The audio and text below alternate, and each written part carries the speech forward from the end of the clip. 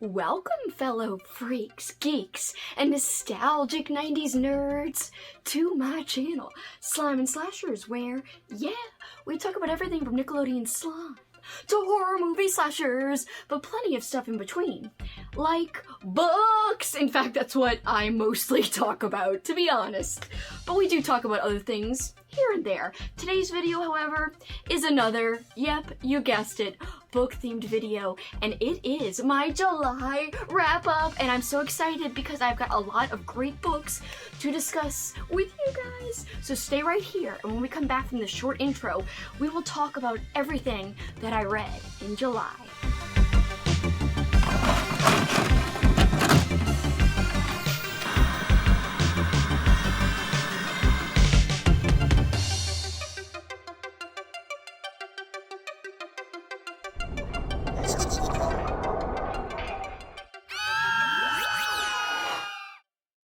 Welcome back, guys! I am so pumped to talk about my flippin' July reads with you guys because I had such a great month. And by the way, guys, I killed my TBR from July. Not only did I read the 5 books that were originally planned on my TBR, I read 2 more books on top of it. So yeah, I didn't kill people, but I killed the TBR. So, you know, this is a horror channel. Of course, I have to talk about killing, I guess. Whatevs. That's, you know, pretty horrific. And it totally matches with the vibe of the type of content we're talking about. Alright, so first up, I'm going to kind of talk about, I don't usually do this, but I think I'm going to go from least favorite read to favorite read. At a certain point, I really enjoyed all of the reads, but the first 2 books I'm going to talk about are kind of my least favorites, kind of lower tier reads in my opinion. So let's dig right in right now. First up, it's a slasher book, and so I read a whole bunch of slashers in June, but I really wanted to get to this one because my friend Amy, over at the YouTube channel Amy Noel Reads, she was reading this with her book club, the Dark Hearts Book Club, so I wanted to participate in that, and unfortunately I did not get to attend a live show live because I was actually out of town in Philadelphia, and at that time I think I was out of the hotel and I couldn't tune in, which sucks because all month long I was waiting to join in on this live show, and then I flippin' missed it. But I do encourage you guys to go check it out because I have watched most of her review as of now. And by the way, the co-host of the review with Amy was Amber over from Secondhand Reader, that YouTube channel. So check out Amber as well because her channel is also fantastic, just like Amy's is. And so yes, Amber and Amy, wonderful discussion about Cirque Berserk. I will say though, from what I watched of the review and the discussion they had, they both enjoyed this a little bit more than me. And I know my friend Katrina over at the YouTube channel Katrina Brown, check out her channel as well. This is like her favorite slasher. It's actually tied along with another book as her favorite slasher. But for me, I just felt like it wasn't super memorable for me personally, but that's okay. We could all have different opinions. That's what I love about BookTube, is listening to other people's opinions and why they feel the way they do about a book. And so here's a case where I know a couple of people who enjoyed this a lot more than me, and I just think that's fascinating. There's nothing wrong with that. We all approach things with different experiences, and that's what shapes our opinions. And it's so intriguing to kind of dissect why that might be and to ponder on why that might be. We're just all different, and that's okay.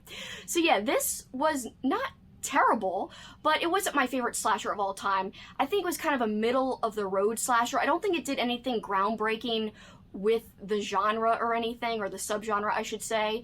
And I do think that the setting was pretty cool, but I wanted more from the setting because the kills themselves weren't super unique or super specific to the setting, which is a carnival, as you guys can probably tell from the cover here.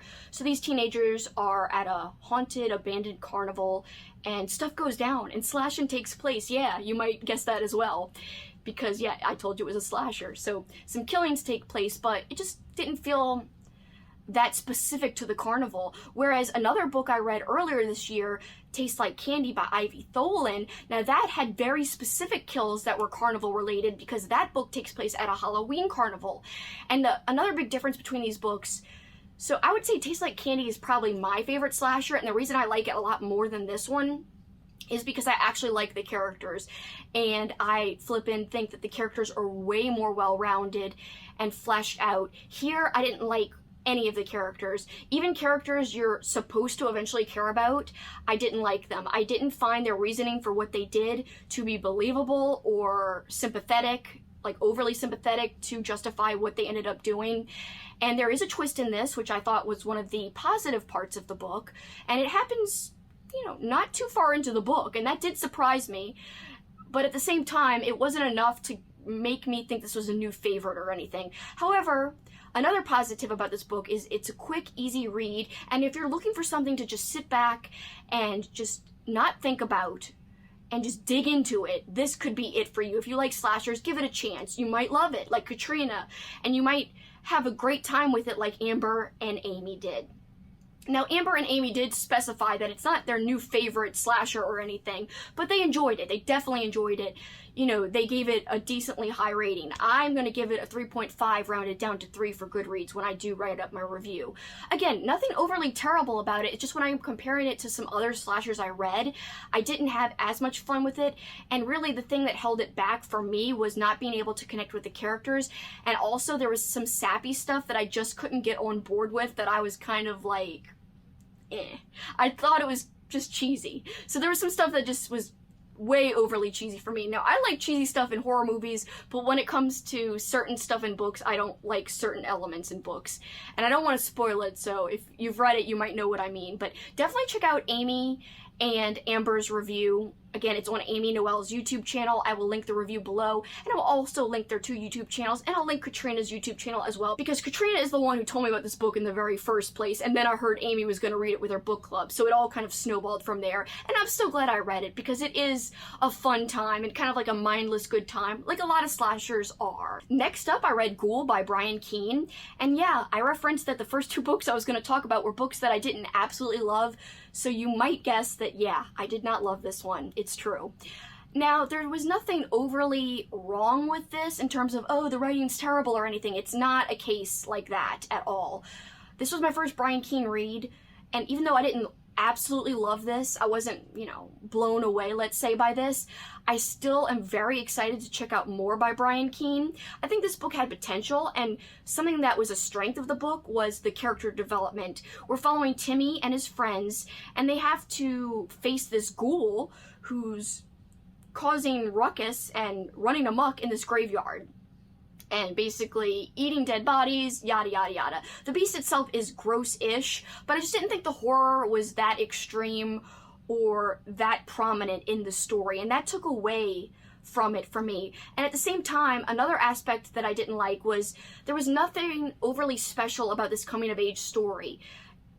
And I say that because I read a lot of great coming-of-age stories in the month of July, and this was the very last coming-of-age book that I read, and because of that, I think this book was at a disadvantage because I had read so many books that just knocked my socks off in terms of the character development, the story, and sometimes, in some cases, the imagery. This just didn't have that level of storytelling as those other books did. But like I said, I did enjoy the character development, specifically the main character, Timmy, and he had 2 friends, and both of the friends had their own problems at home, and that was a really sad part. Another part I didn't really care for was the ending and the message of how humans are more of monsters than monsters are sometimes. And I can see that message being true in real life. That is something that I kind of believe in, because sometimes people can be horrible. People can be the worst kinds of monsters you can imagine. But at the same time, it has to do with a certain character and something that unfolded, and I didn't like something that unfolded, and I was just disappointed by how something played out specifically at the very, very end of the book, almost like the epilogue of the book. So yeah, that was a little disappointing and almost like a bummer, but I guess I could see why Brian Keene wrote it that way. I just personally was like bummed out about it. Anyway, we will talk about this in depth if you're wondering what I mean, and if you've read this, then join me for my live show that I'm going to have on this, because this was one of my July book club reads, so we will have a live show with spoilers on Sunday, August 14th at 2 p.m. Central Time. Once again, Sunday, August 14th at 2 p.m. Central Time. Join me and share your thoughts about what you thought about this read, and also just chat and hang. It'll be fun, and I'm excited to kind of see if everyone is on the same page as me, or if a lot of other people like this a lot more than me. I know a lot of people read this for Juan's book club. Check out his channel over at Plagued by Visions. So it was his official Patreon book club read. So I think a lot of people ended up reading this in July. So yeah, if you happen to read it from my club or his club or both of our clubs, doesn't matter. You could join in on the live show if you want, and you know, shout out your opinion. I want to know. It's not just about what I think. I always love hearing what you guys think. So can't wait to discuss it with you guys. I would say this falls in like the 3.5 star range for me. But again, we will dive into this much further on August 14th. My boyfriend just bought me a Bailey's. Cheers. If you have not tried Bailey's, it's Irish cream liqueur, and it's badass. It's so good. Ah. Excuse me. Alright, thank you for letting me indulge in that deliciousness.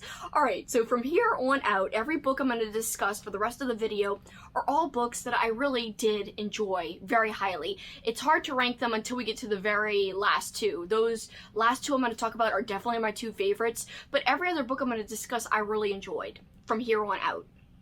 Alright, so first up, a book that I actually started last year, and the reason I didn't finish it last year when I started it was not because I wasn't enjoying it. It actually had to do with me not being into a certain format of reading. And so let me just dive into the story real quick, a sidebar. So back when I got this, it was on audiobook, and I didn't know I liked reading audiobooks, so I kind of struggled with listening to this on audio. And, you know, I just wasn't really into listening to books on audio. But now I've discovered the more I've done it since then, I'm actually very much into listening to books on audio. And I just had to figure out the right speed I like to listen to at and all of that. So I was provided an audio copy very kindly by Capricorn Literary. Check them out. They're doing wonderful things by resurrecting old school horror books and releasing them in new editions, not only print editions, but also, as I said, in audiobook, which is marvelous and awesome, and also on Kindle. So, like, you know, e-copies. I think that's very important, because if you cannot find a vintage copy, then you should support what they're doing, because they are allowing these books to have a longer life and to reach new readers that would have never discovered old school copies because they might not be able to find them. So yeah, I always want to support that, and I think it's very important. So thank you tenfold to Capricorn Literary for providing me a review copy of, this is the book I'm going to mention, What's Wrong with Valerie by D.A. Fowler. So I just held up Book of the Damned by D.A. Fowler, which was the other book by her I read earlier this year, which kind of reminded me, oh yeah, I've got to finish that audiobook from Capricorn Literary of What's Wrong with Valerie by the same author. And because I loved this so much, I was really eager to finish up What's Wrong with Valerie. So yes, I revisited it. I still remembered the very beginning because I wasn't too far in, and it was zany. Just like Book of the Damned, D.A. Fowler, she's crazy. I love her stories. Her stories are very unique, very awesome, very out there. So What's Wrong with Valerie? We're following this disturbed young woman, Valerie, and she's hearing voices. What's going on? Why is she hearing these voices? You know, are there dead family members, or are they of her imagination? What is going on? And so she's just very twisted. She does a lot of messed up things, and the whole book's from her perspective, and yeah, she's just very interesting to read about and to read her thoughts. So that was a good time. I'm definitely going to give it a 4-star rating because I had a blast reading it. Or listening, I should say, technically. So yeah, I'm so glad that I like audiobooks now, because yeah, they're very convenient. They help, you know, people read a lot more than they normally would just by reading with text alone. So yes, support Capricorn Literary, because you can get new editions like this one, which I used to read Book of the Damned earlier, or an audiobook or an ebook copy of other books. It's awesome. I love old school horror, and Capricorn Literary is keeping it alive for us. Alright, the next book I do not have a physical copy of either. I read it as like an e-copy, and this was kindly provided to me by the author, and the author is Scott Donnelly. So Scott, thank you so much once again. He gave me a copy of his new story that's about to come out called Creepy Project, and it is a slasher, and it is quick and easy to read, but more importantly, it surprised me. I thought I knew what was going to develop, but let's just say I was wrong. I was pleasantly surprised. So yeah, either way, I am so happy with this read. And if you like quick, easy slashers, there's no reason not to pick this up. You could read it in one afternoon. It's a unique premise. These group of kids, they're meeting up to come up with a little project for school where they have to make up their own creepypasta story. And so I think that's very unique, but while the kids are all gathered together, mysterious stuff and slashing is taking place. So yeah, this one was a good time, and I thought one thing, and then I ended up thinking another thing when I finished. So definitely recommend. I had a good time, and it's so quick to read. That's why I'm like, hell yeah, if you want something for one afternoon, if you're just in a slashery mood, all of a sudden, you can get this done in a day. So there's no reason not to pick it up, as I said. Thank you once again, Scott Donnelly, for providing me with an arc for review. I really, really, really appreciate it because I had a really good time reading it. Alright guys, so yeah, check that out. I'm going to rate it a 4.5 stars, and I'm going to round it up for Goodreads. Definitely enjoyed. Next up, a chunker. I feel so strong. I feel so accomplished for having finished this book. Ugh. I'm in my PJs, by the way, so I'm not even wearing anything nice. But excuse my flimsy flex. It's not that impressive at all. However, what is impressive, in my opinion, is that I finished this book finally, because back in my teenage years, I had tried to read this 2 previous times and failed to finish it. This time, in July of this year, I finally finished it. I'm so happy. So this is a great coming-of-age story. I feel like I don't have to go through the premise with you guys because everyone knows about it. Even if you have not read it, most likely you have watched the old school miniseries with Tim Curry or the new movies with flippin' Bill Skarsgård. So that will tell you a little bit about what it's about if you've seen those or familiar with those movies. And yeah, I definitely enjoyed it. However, it was just short of being perfect because sometimes some parts felt a little bit drawn out, a little bit tedious to get through. I did use audio to help me read this book, but I read along on the page. As you could see, I still marked pages because I was reading as I was listening, and that was a great way to dig into this book and to help me complete it, especially because I had started it 2 previous times and I kind of remembered the beginning. So it was a little tedious at the beginning because I was like, I know and I remember this part, so I have to push through and get to the part I didn't remember and didn't ever get to. So the audio definitely helped me do that and get over that hurdle, but overall, super enjoyable. The characters are so well fleshed out. I am going to break this down in crazy depth with my friend Kat. We're going to be discussing the book, as well as the 2 movies with Bill Skarsgård and the mini-series movie with flippin' Tim Curry. We will discuss all of it, so there will be spoilers for everything. All of those things will be spoiled. But yes, that will be happening on Sunday, just coming up, just a few days away, Sunday, August 7th at 2 p.m. Central Time. And I'm very excited to discuss this with Kat. I know she loved rereading it because it was a second time read for her. She read it many, many years ago. Again, this was a first time read in its entirety for me. And there were some things that I discovered in the book that I was not familiar with from the movies. So some extra stuff, which I love when books have some extra stuff, which they usually do as compared to the movies. So yes, this had that, which I loved.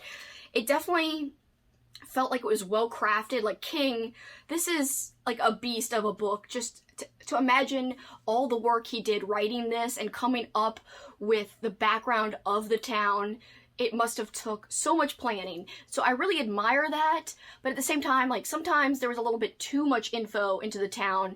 Like, I remember near the end of the book, the last 300 pages, you know, before that, I felt like I was really chugging along, really moving along, and at a certain point, I was like, I still have 300 pages left, and then when Mike, one of the characters, was going into more of the town history again, I was like, no! I just want to, like, keep up with the action a little bit more. So that is where it falls the slightest bit short of being a perfect read. However, still one of my more favorite King reads, I would say. It's still high up there, still super well written. Like I said, look at this. Look at all these pages marked. So obviously I liked it. Obviously I thought there was lots of great great prose in here, which there was, wonderful passages and so on and so forth. But yeah, I would say overall a 4.5 star rating, and I'm gonna round it up on Goodreads. So close to being perfect, but I think it could have been trimmed up a little bit for my taste. I know other people, like my friend Kat, thinks this is like a perfect read. So we will discuss all of that in our upcoming chat. There'll be a lot of details on why we feel the way we do, and it'll just be a flippin' great time. And look at this photo of Kat, where she already took this great photo. Like, she's like, can you use this for the chat? I'm like, oh my god, these photos are great with like the creepy balloon.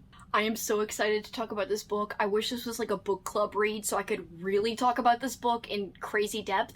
So this is Toady by Mark Morris, and I buddy read this with my friend Alex. She has a marvelous YouTube channel. She just did a really fun TBR video where she was wearing a trash bag. It was for Garb August, which is an event hosted by my friend Ollie over at Criminale. His channel will also be linked to, along with Alex's, which again is the Bookubus.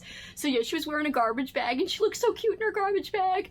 Also, she just did a library tour video, and it's the first of many. She's going to be breaking it up into parts, and it was fantastic, so I highly recommend her channel.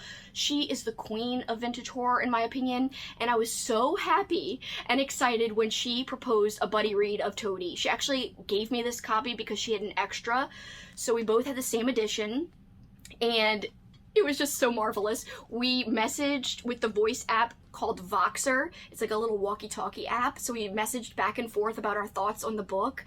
And this is the perfect winter read. So although it's summer and I usually am a seasonal reader, I knew this was set in winter, but I wanted to read it anyway because it was coming of age and it met and went with my coming of age theme I was going for, and my whole coming of age reading goal for this last month. So yeah, I said to myself, I don't care if it's winter, I'm gonna read it anyway, and boy am I glad I did, because I don't hear anyone talking about this book. Now this book was released in the US as The Horror Club, so under a different title. This is the UK copy, Toady. It was released in the UK as Toady, and it takes place in the UK. The author was British, and this was so fantastic. It was so close to being 5 stars. It was even closer than Stephen King's It to being 5 stars, because some of the descriptions of the snow and the cold, and it actually takes place in like a beach town, and like descriptions of a beach town being cold, it just, I don't know, it was so perfectly described. But the greatest strength of this book was the horror imagery. It had some of the most creative and unique horror imagery I've ever read. Some of the most scary passages I've ever read. Fantastic. This book is 700 pages and it never once felt like a chore. And that's a big difference between this book and It, whereas for a little while I felt like it was a little bit of work. I never felt like Toady was work. The only thing that keeps it from being 5 stars at the very end, and this is not a spoiler, it takes a little bit of a direction turn in the way the storytelling is. It almost like changes genres into more of like a fantasy realm versus horror realm. And so that is the only reason why it's not a perfect 5-star rating, but it's so close. I never was bored even with that fantasy section of the book and of the story. But yeah, God, it was so good. I just wasn't into the fantasy part as much. It was about 100 pages, maybe less, of that section, but once the end, it kind of got back to the same style. And the ending, I love the ending. It was just kind of like, oh, what really just happened type of ending. I don't know. Anyway, so essentially the premise is, like I said, it's a coming of age book at its center, at its core, and these friends, they go into a haunted house, and Toady, one of the kind of outcast friends, he's not used to having a group of friends, but this group called the Horror Club takes him in, they take him under their wing, and they're like, okay, let's give Toady a chance, let him into the Horror Club, let's chill with him. So Toady's like, let's have a meeting in this haunted house, and let's flippin' have a seance. Well, you can imagine things don't go as planned, and something gets called forth, and they have to start dealing with all this supernatural stuff going down. And like I said, the imagery that takes place, the haunting stuff that happens is very unique. And the whole reasoning behind everything that develops is also unique. I can't say enough good things about this book. I will want to definitely dig into more by Mark Morris. I already added a couple of things to my Goodreads from Mark Morris, because I just love to read more by him. Now this was released after It, and a lot of people kind of call this the British version of it. However, I think this is so different from it. It's got a different vibe, a different tone, definitely different, like, horror imagery. So where they're alike, of course, they're both horror coming-of-age stories. So that is where the similarities end, in my opinion. Of course, it also is about, like, the haunting of a town. Like, you know, it's not just one person kind of being tormented by a spirit or an entity or some supernatural being. It's kind of a whole town. And at the core, a group of friends who has to face this evil or this creature or thing or whatever you want to call it in both cases. So yeah, that's the similarities between the two of the books. However, Toadie's just different in tone, especially because it's a lot more British, for one. And two, I just think the imagery is a lot more crisp, in my opinion. Like, I wish I had a passage picked out right now to read to you guys. And by the way, you guys know Kate Bush is huge right now because of Stranger Things. Kate Bush is mentioned in this book, and I was like, what are the odds? Like, she's all over the place right now with Stranger Things, and so she is mentioned, and her music's mentioned in this book randomly. I'm like, what the heck? Here's a passage I could read to you. The man grinned, revealing teeth like piano keys. His eyes glittered, making Rusty think muzzily of the fairground, of the blinking lights atop the carousel. When he spoke, Rusty heard music behind his voice, gaudy candy floss music, sinister and tinkling. I, the man whispered, and leaned closer, bringing a smell like toffee apples, am your friend. Friend? Rusty murmured, the word as though he had never heard it before. He looked up at the pale face and realized it was powdered, the cheeks roughed, the eyes rimmed in black eyeliner. 1,000 silly thoughts burst in his head like popcorn. Dracula, queer, Joker, devil. He gasped as the face swooped at him like a hatchet blade and pushed himself as far back as bricks and mortar would allow. And see, that is a super subtle example of how great the writing is and how kind of eerie it is. And the funny thing is that kind of is a part where it describes a carnival, which might remind you of it, you know, because Pennywise the clown. But believe me, it's a lot different than that. That's just like the one part I happen to pick out that references a carnival. Otherwise, it really has nothing to do with a carnival or clowns or anything like that. And the imagery becomes much more brutal than just that. Like, there's a great number of examples in here. I just would have to find it, and it would take me a while. But yes, I actually wish I would have started marking this earlier, but I didn't have my tabs with me when I first began reading this in the first couple of sittings. But yes, this was so close to being perfect, and I'm still going to give it a 5 on Goodreads, but technically it's a 4.5, and it's like nearly perfect, but regardless, it's worth picking up, and nobody talks about it, but I would say if you pick it up, winter is the perfect time, especially if you like reading cold books in the cold, because the descriptions of snow in here are just so bone-chilling. Like, you feel like you're in the cold, but also at the same time, it's very unique because it's, like I said earlier, cold, but also like a beach setting as well. So I think that's wonderful and very different and something that I wasn't expecting in terms of like beach mixed with cold, and I don't know, love this. Great character development as well. You really felt for the characters, and there were some deplorable characters in here as well because there's a group of bullies kind of like it. But again, this is very different from it, totally distinct in a number of ways, and like I said, 100% worth picking up. And I believe, by the way, if you have a copy that's the Horror Club, it's a couple of 100 pages shorter. It might actually cut out the fantasy sections, which I do think is like the weak part of the book, and I do think that part could have been trimmed without losing much of the premise of the story. However, I'm not exactly sure what else the Horror Club American version cuts out.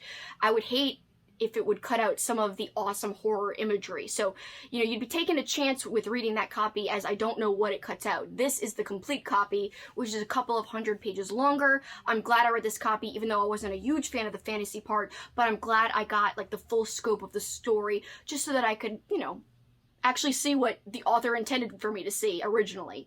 So yes, so glad I read this, and thank you so much, Alex, for reading this with me, and she loved it too. She also gave it a 4.5 star rating. And last but not least, in fact it's last but flippin' best, bitch, Boy's Life by Robert McCammon. My new favorite author. How can I say that after only having read one book? Well, guess what? I've actually read 2 books as of the time of recording this. I just finished my second book by Robert McCammon, and that was Mystery Walk. Did I also like that one? Yeah, I loved it. 5 stars. This one also 5 stars. Utter perfection in every way. Not a horror book. So I've talked about this book before. When I just finished reading it, I came on my channel, I made a video, which I never do, an immediate video book review, but I did for this book because it affected me so deeply and I loved it so very much. So right after I finished, I recorded my thoughts and I was like, I've got a new all-time favorite book. So yes, this is my all-time favorite book of all time now. I said all time like 4 times there, but whatever, it is what it is. I'm very excited and I can't even get my thoughts together. That's how much I love this book. So yes, I want to stress once again, for the 3rd or 4th time since I've talked about this book, it is not a horror book. If you go in and expecting horror like from Toady or It, you will be disappointed, because this is just a beautiful, wonderful coming-of-age story with a murder mystery at its core. However, the murder mystery really honestly plays a very small part in the story. It's about much more than that, and it's really about examining life in this small town in Alabama, this town called Zephyr.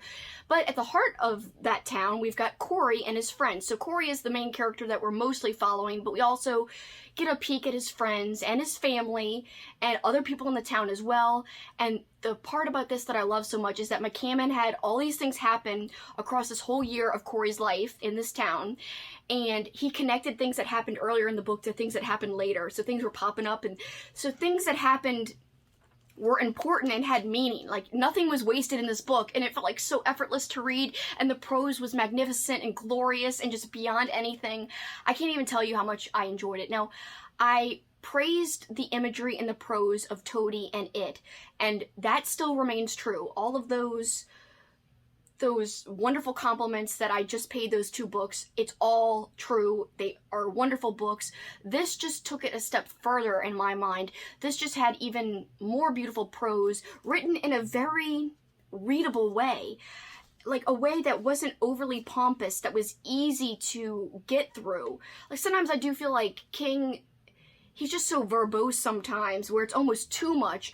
I have not felt like that with Robert McCammon as of yet, as of the 2 books I've read by him. This was just a fantastic time, and I don't know, I can't say enough good things. I'm going to actually talk about this in great depth, so if you guys happen to have read it, and you're not worried about spoilers, then please join me for my live show discussing this, because yes, this was my other book club read for the month of July, so that means I will have a live show discussing it, and that will take place on Thursday, August 18th at 7 p.m. Central Time. Once again, Thursday, August 18th at 7 p.m. Central Time, and I can't wait to really dig into this and talk spoilers and hear how everyone else felt about it. I hope you guys will join me if you've already read it once again. Let me just read you something from page flippin' 2. That's how good it is. I'm marking stuff on page 2. I marked even more than in this book. This is my opinion. We all start out knowing magic. We are born with whirlwinds, forest fires, and comets inside us. We are born able to sing to birds and read the clouds and see our destiny in grains of sand. But then we get the magic educated right out of our souls. We get it churched out, spanked out, washed out, and combed out. We get put on the straight and narrow and told to be responsible, told to act our age, told to grow up for God's sake. And you know why we were told that? Because the people doing the telling were afraid of our wildness and youth, and because the magic we knew made them ashamed and sad of what they'd allowed to wither in themselves. So just like, just that little paragraph alone, like, about magic inside us as, you know, when we're young, when we're born, and how we lose that as we grow up. Same concept that is portrayed in It, same concept that is portrayed in Toady, but just in such an elegant way. Again, this is not really a horror book, so maybe that's part of it, but there are some fantasy elements in terms of there's some magic elements. So we do have a character that actually practices magic in here. She's not a huge character, but she's fairly prominent, and I really like her a lot. Her character's name is The Lady. She's a fantastic character. So is our main character and his family, and I don't know, there's so many great characters in this entire book. Again, Robert McCammon really fleshed out this town to where you felt like you were a part of the town and you knew these people. You knew them backwards and forwards. Like, it's fantastic. I can't even say enough good. I know I keep saying that, but I can't say enough good things. I am over the moon about this book. I am so glad I gave this a shot, and I literally want to read every single book McCammon has ever written at this point. New favorite author, new favorite book of all time. So jazzed. I never expected this going into July, that I would come out and have a new favorite author and a new favorite book of all time. It's not just like, oh, it's a semi-favorite for this year. It's like all time. That's how good it was. So anyway, enough gushing about that. Please join me if you've read this and want to discuss it on August 18th, because I am so pumped to get into the nitty-gritty about this story, because it was just so beautiful and heartfelt and sweet, and also sad, by the way. Sad as well, and very nostalgic too. Even though it wasn't set in the 90s when I was growing up, it was set, earlier than that. Still relatable, universally so. So I highly recommend it if you have not read this already. Especially if you like general fiction, I think you'd really dig this book. So fantastic. Chef's kiss in every sense of the phrase. Alright guys, that's everything I read in July. What was your favorite read of the month of July? Please comment below. I'd love to know if you've read any great books last month, because it's just so fun and it gives me new ideas of what to dig into next. Also, have you read any of the books that I talked about and read in July? If so, which books? What did you think about them? But please be careful of spoilers. We don't want spoilers down in the comments, so just be wary of that. Alright guys, but for this time, that is it for me. Till next time, you guys know what you can do. Keep on killing it. Bye, guys!